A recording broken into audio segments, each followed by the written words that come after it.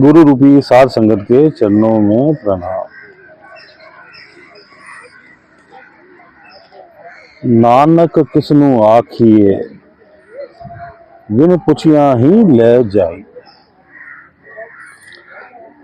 कहते हैं गुरु साहिब की किसको क्या कहें, काल जो है, यम जो है, उसके दूत वो बिना पूछे ही जीव को ले जाते हैं। मौत जो है वो बता के नहीं आती, जीव के वश में मौत नहीं है। जब हुक्म होता है तो दूत जो है वो ले जाते हैं। कहते सरफे सरफे सदा सदा एवे गया विहाय। धीरे धीरे जो है जीवन जो है हमारा, क्षण क्षण आदमी क्षण क्षण मौत मर रहा है, धीरे धीरे जा रहा है, फिसलता जा रहा है हाथ से। आदमी धीरे धीरे वो कहते हैं दिन दिन और घटत है। हमारी दिन रोज रोज हमारी जो उम्र है वो घट रही है, और हम कोशिश भी कर लें, जितनी मर्जी कोशिश कर लें, हम अपनी उस उम्र को जो है वो बढ़ा नहीं सकते।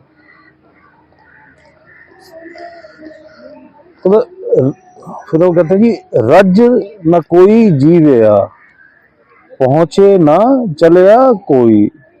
कोई भी जीव जो है वो अपनी जो इच्छाएं हैं उनकी पूर्ति नहीं कर पाया।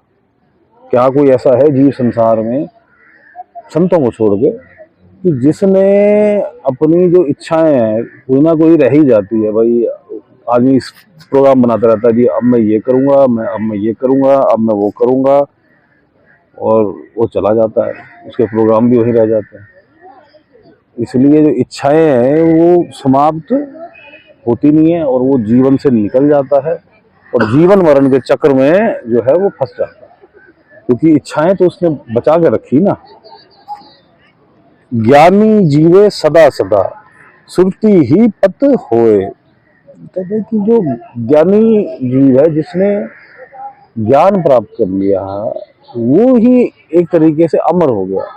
अमर कैसा हुआ? वो ऐसा अमर नहीं कि शरीर अमर हो गया, आत्मा जो है उस जो सदा से अमर है, उस आत्मा का उसने जो है आभास कर लिया, अपने आप को उसने पहचान लिया, परमात्मा को उसने पहचान लिया, और वो जन्म मरण के चक्कर से छूट गया। अमर तो आत्मा सदा है ही है, तो उसने स्वयं को जान लिया, और वो पहचान गया कि भाई मैं कौन हूं। और उसका जो सुर्त उसकी जो परमात्मा में लगी, ये उसका पुरस्कार है। उसको पुरस्कार मिल गया भाई, उसकी सुर्त जो है ज्ञान प्राप्ति से, परमात्मा की भक्ति से, उसमें लगने से, और संसार से अपनी इस इच्छाओं को त्यागने से उसके पुरस्कार रूप में उसको परमात्मा के दर्शन हो गए। जीवन मरण के चक्कर से छूट गया, निज धाम पहुंच गया, अपने ट्रू होम पहुंच गया। बियो पुछ ना मसलत धरे। परमात्मा किसी से कुछ पूछता नहीं है कि भाई, मैंने सलाह नहीं लेता कि भाई मैंने क्या करना है, कैसे करना है, क्या करूंगा। वो बिना पूछे ही जो करता है वो बिना पूछे करता है, उसको किसी से पूछने की जरूरत नहीं। जो किश करे सो आप करे, जो भी उसने करना है वो आप ही करता है। परमात्मा को किसी भी जीव से पूछने की जरूरत नहीं है। तो वही हमें सारे मिला कि भाई तेरा जीवन तो निकल रहा है गुरु साहब के इस हुक्म से, कि ये पता लग रहा है कि भाई, और प्रत्येक जीवों का उम्र निकल रही है, और ये मौका मिला हुआ है क्योंकि तू मनुष्य योनि में है, तो तेरे पास मौका है कि तू जीवन मरण के चक्र से छूट जा। नहीं तो किसी भी और योनि में होगा, चाहे तू देवता होगा, चाहे तू पक्षी होगा, चाहे तू कीड़ा मकोड़ा होगा, धरती होगा, चाहे ब्रह्मांड का कोई तारा होगा, या पेड़ वृक्ष होगा, या जल के जंतु, या जंगल के जंतु हो गया, तुझे मुक्ति पाने का अधिकार उस योनि में नहीं है। वैसे है तुझे अधिकार, लेकिन उसके लिए तुझे मनुष्य योनि में आना पड़ेगा। तो भाई ये जो दिन दिन तेरी जो उम्र जो है वो घट रही है, हाथ से फिसलता जा रहा है, और काल जब आएगा वो पूछ के नहीं आएगा, बिना बताए आ जाएगा, अचानक ही आ जाएगा जी, मैं आ गया हूँ जी, चलो जिसके प्राण लो। और उसको कोई रोक भी नहीं पाता। तो बदले जो पहुंचे हुए पूर्ण संत होते हैं उनकी बात अलग है। तो भाई तू पुरस्कार परमात्मा का तू नाम ले, अपने ध्यान को परमात्मा में लगा,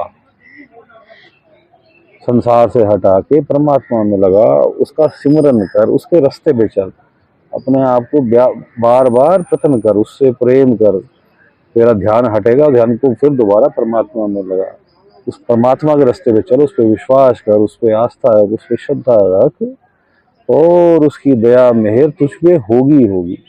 परमात्मा दयाल है, उसकी दया मेहर तुझ पे होगी होगी। तो सब्र करके बैठ जा, उसकी नजर तेरे पे पड़ेगी पड़ेगी। परमात्मा मिलता कैसे है कि उसकी जब तुम तेरे पे नजर पड़ जाएगी, जब उसकी कृपा हो जाएगी और तुझे पूर्ण गुरु प्राप्त हो जाएगा, तो पूर्ण गुरु तेरी बाह पकड़ के तुझे इस भव सागर से पार लगा देगा। तो हे भाई, ये उम्र बीतती जा रही है, तो अब तुझे मौका मिला है, तो तू चलना शुरू कर दे। और वो पुरस्कार, तू सूरत को परमात्मा में लगा दे, पुरस्कार स्वरूप में तुझे उसके दर्शन होंगे। उसके दर्शन हो गए तो तू जो इस जीवन मरण के चक्कर से छूट गया, अमर तो आत्मा वैसे ही है।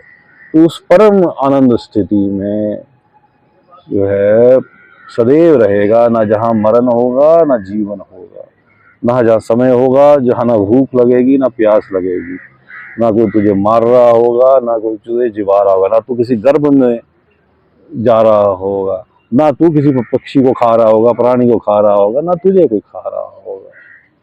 तुझे ये संसारिक ये जी मैं नौकरी पे जाना है, तुझे जी मैंने जी ये दुकानदारी करनी है, मैंने बच्चे पालने हैं, किसी और स्त्री का रूप है तो जी मैंने रोटी बनानी है, कुछ नहीं करना है। परम आनंद स्थिति में जिस स्थिति का विख्यान नहीं किया जा सकता, उसका वर्णन नहीं किया जा सकता, तो उस स्थिति में पहुंच जाएगा, परम आनंद की स्थिति में अपने निज धाम पहुंच जाएगा, अपने ट्रू होम, अपने सच्चे घर पहुंच जाएगा, जहां से तू आया है। तू आया भी वहीं से है, इस संसार में एक्सपीरियंस लेने के लिए। और जब तू वापस पहुंचाएगा, तो जो आत्मा वापस पहुंच जाती है एक्सपीरियंस लेके, उसको हंस कहते हैं। तू हंस की भांति जो है वहां पे स्थित हो जाएगा। अब हम मेडिटेशन करते हैं, ध्यान को छठे चक्र हमारा जो है बिंदी वाला स्थान जिसे कहते हैं, दोनों आंखों के बीच में सेंटर में पीछे करके, तीसरा तिल, वहाँ हम सामने परमात्मा का ध्यान करने की कोशिश करते हैं। ध्यान को संसार से हटा के परमात्मा में लगाने की कोशिश करते हैं। और अगर हमें पूर्ण गुरु प्राप्त है तो पूर्ण गुरु का ध्यान करते हैं, और अगर हमें पंचनाम प्राप्त है तो पंचनाम का सिमरन करते हैं, नहीं तो साइलेंस में परमात्मा का ध्यान करते हैं। मालिक सबका भला करे, मालिक सबका भला करे।